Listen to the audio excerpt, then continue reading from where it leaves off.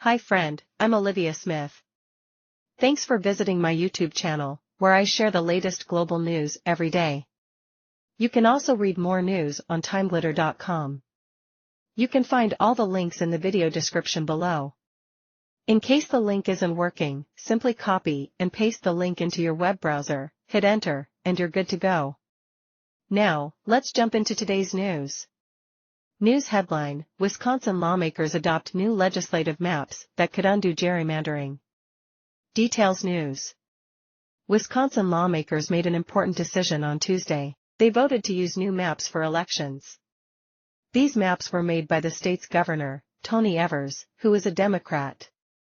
This move brings Wisconsin a step closer to changing the way political districts are drawn. For years, these districts have favored Republicans, but now there's a chance for more fairness. The votes happened in both the state assembly and Senate, which are mostly controlled by Republicans.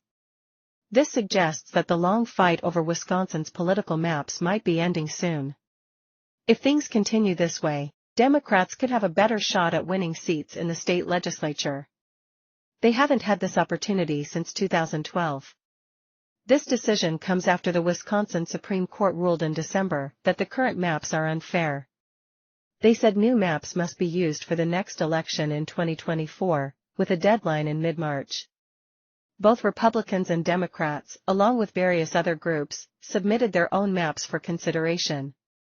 But a report released on February 1 by experts hired by the court stated that the maps drawn by Republicans were still biased and shouldn't be used. The experts discovered that the maps proposed by Democrats still lean towards giving an advantage to Republicans, but not as much as before.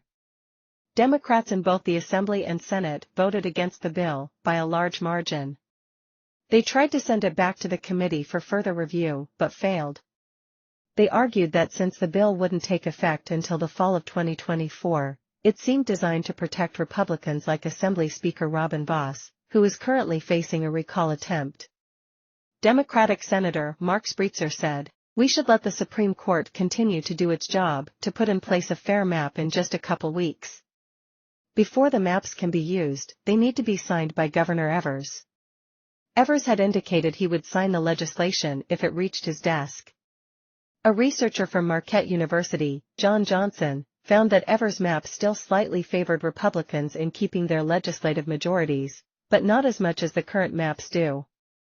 By accepting Evers' maps, Republicans avoid the uncertainty of a map drawn by the court, which might not be as favorable to them. Republican Senator Devin LeMahieu said, "The court will likely pick one of the other three maps.